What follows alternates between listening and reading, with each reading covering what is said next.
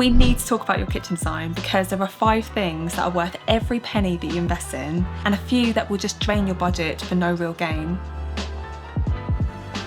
It turns out that many of you are actually struggling with this exact problem, and actually Zoe's comment summed it up really, really well. She asked for 5 ways to spend and save in a kitchen.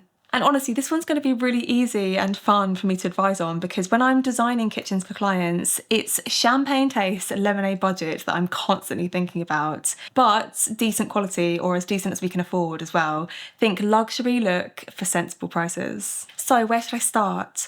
Well, I often see people blowing their budget on the wrong things. Let's start there. Like a designer splashback that ends up dating really quickly. And expensive brass handles that tarnish way too soon. You end up with some handles a different finish than others just a few months into owning your kitchen. Oh, actually, I've got a tip for you towards the end of this video if you're choosing brass finishes in any of your rooms, because there's an easy mistake that's tripped me up once, and I'll share it in a minute. What I know from experience is that it's really heartbreaking when you spend money on something that you've given so much thought to, but it doesn't end up lasting, or was just a poor but expensive decision. We've all had those regrets, me included, which actually allows me to come on here and tell you about what's gone wrong or could go wrong so that you can avoid it. Alright, so where should you actually spend a bit more money if you want your kitchen to be future-proof, practical, and designed beautifully, looking twice the price that you paid for it? Here's where I focus my clients' budgets. The first is in your extraction design. I know it's probably the least glamorous part of designing your dream kitchen, but there's a reason why I make extraction plans one of the first decisions before I've even figured out what the cabinet plan's going to be. Your cooker setup, so how your hob or your cooker and extractor all looks, where it's positioned, how it's constructed and integrated seamlessly, it's likely going to be a focal point in your kitchen. It'll be really on display, or completely disguised if you want a more modern, integrated look. So in either scenario, weighing up your extraction methods and investing into the right solution is key and going to be worth every single penny that you spend. I really encourage you to just take your extraction design to that next level rather than choosing a generic, cheap, bulky extractor that looks like a bit of an afterthought sometimes. It can break up the flow and balance in your wall cabinets. And you know, the really good thing is that you have so many options nowadays to get this right, from integrated plastered in solutions to tile finish solutions to downdraft or ceiling extraction that just is completely seamless. You can't even see it in the room. And then move on to your cabinet layout. Now, if you're not sure where to position your cabinets or your hob or your extractor or your appliances, I've actually created a free kitchen layout cheat sheet, and it'll walk you through exactly how to get your cabinet and appliance spacing right. It's usually a paid resource for our online course students, but we've made it free just for a short time. I'll pop a link below this video for you so you can grab it and reference it while you're doing all your layout planning. The next area you should invest in are your worktops and upstands. But before you spend anything on these, let me tell you about the one decision that I regret most when we designed our kitchen back in 2017. I chose solid oak worktops because they were lower cost than solid surface and quartz, but I really wish that I'd invested that extra money. Oak worktops really aren't the maintenance-friendly choice. They require occasional sanding and oiling, especially where watermarks or staining has happened. I'd still choose a solid oak or wooden worktop. I just wouldn't apply it to the areas that really need to work harder for you, like around a sink or wherever there's going to be food prep and hot pans.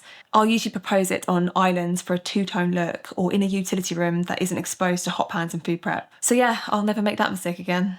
And since your worktops and upstands will get battered with spills, knives, hot pans, they need to be easy to maintain for your lifestyle. So invest once, invest well, and select the right material for you, and that way your kitchen will stay beautiful for many, many years. I've actually got a video all about which kitchen worktop is right for you, plus some supplier suggestions in there, so definitely give that a watch after this. I'll leave a link at the end of this video. If you're feeling a little bit overwhelmed trying to get the balance right between where to spend and where to save, that's exactly why I created the Done For You Kitchen Design Pack. It's a complete design plan that helps you make every decision with confidence, from extraction methods to colour schemes, worktops, tiles, handles, lighting, bar stools, everything. You can check it out in my shop. I'll pop a link down below, and it's packed with affordable suppliers that you're going to love. The next area to invest in is your layout, and specifically any structural tweaks that might need addressing. So I'm talking about the things like old boxed-in pipework, very narrow or awkward alcoves, a really off-centre chimney breast, or a big boiler that's just taking up too much cabinet space in a really small kitchen. These irregularities can decrease your storage space or have you relying on reduced depth cabinets.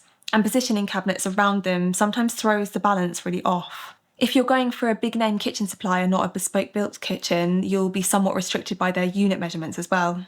So if this is you, you've got some quirks in your layout, I would first try and work with them, see whether you can integrate that chimney breast into your layout somehow by opening it up and adding a cooker inside it, for example, or position appliance walls covering awkward alcoves if they measure right. Open shelving can also be a great way to regain some balance in the room. And honestly, if it's just not working and you're having a hard time getting the layout and the number of cabinets right for you, it's well worth spending that extra money to rework your walls, move your boiler if you need to, so that your new layout is going to flow, light will reach every corner, and storage won't be a massive compromise.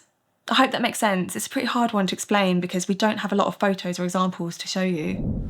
By the way, if you're enjoying this video, please do give it a like and subscribe to the channel for more of my techniques to design your home affordably. Another area that you might be tempted to save on would be integrated appliances because they can be bought really cheaply these days. You might even, for ease, just go with appliances that your kitchen supplier has available. But I really recommend that you try to find appliances that you love for life, not just the cheap stuff that you'll need to throw away in a few years' time. Not only is this planet friendly, but there's something a lot more permanent about integrated appliances. Clues in the name, right? Swapping them out later isn't without its risks to your kitchen because carefree installers can end up scraping your floors and cabinets during the installation. Alright, the next area to definitely spend your pennies on, if you can afford to, is buying a better quality kitchen tap. And if you can go even further, boiler taps and filtration methods. I've lived with a cheap tap. 2 in fact, no 3, and they are a complete constant headache. The first kitchen tap we had, we spent about £100 on it and it lasted about 5 years. The next we spent even less, I think it's about £40, and a few weeks ago it just decided to fall off when I was using it, spraying water all over me.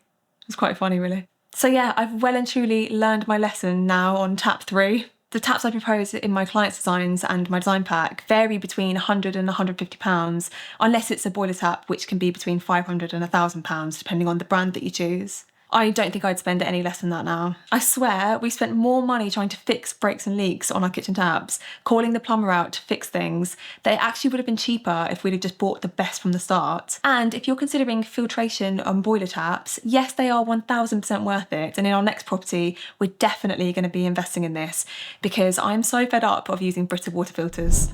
Okay, those are areas to splash some of your budget, but what about where to save? And here's the part most people don't realise. Everything else can be sourced affordably. Tiles, save. Kitchen handles, save. Sinks, save. Even the units themselves, save. They don't have to cost the earth if you know where to look. I have a little black book of suppliers that I lean on to make clients' kitchens feel twice the value, making sure that I'm putting their budget into the areas that will make the biggest impact for them and also still achieving quality and longevity.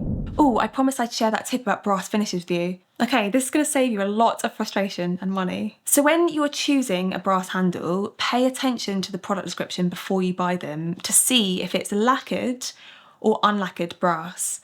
Lacquered brass has a protective clear coating that prevents tarnishing and it really maintains its consistent shiny finish that's going to look the same all throughout the years that you own it. Whereas unlacquered brass is left unfinished, allowing it to naturally oxidise over time as you use the handles, so it will age and richen. But the thing to really keep in mind here is if your handles are made from solid brass but they don't look like brass, like these bronze handles, if they aren't lacquered like this one, they'll patina and age the same way that brass does, which can mean that this dark handle doesn't stay dark. It will start showing shiny brass all around the edges when it's frequently used.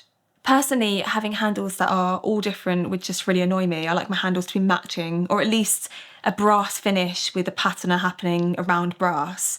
But you may really like the lived-in look. If you're still at the stage of planning your kitchen layout, definitely grab my free kitchen layout cheat sheet while it's available. It'll help you get your cabinet and appliance positioning just right. And if you want the full set of professionally designed plans and finishes to create a cohesive look, my kitchen design pack is linked down below as well. That's all for this week, guys. I hope this video has given you some considerations for your kitchen design, and thanks again to Zoe for inspiring this one. If you want me to tackle bathrooms next, let me know below. I'd love to hear your ideas for the next video. Okay, that's it. Thank you so much for watching, and I'll see you in the next one. Bye, guys.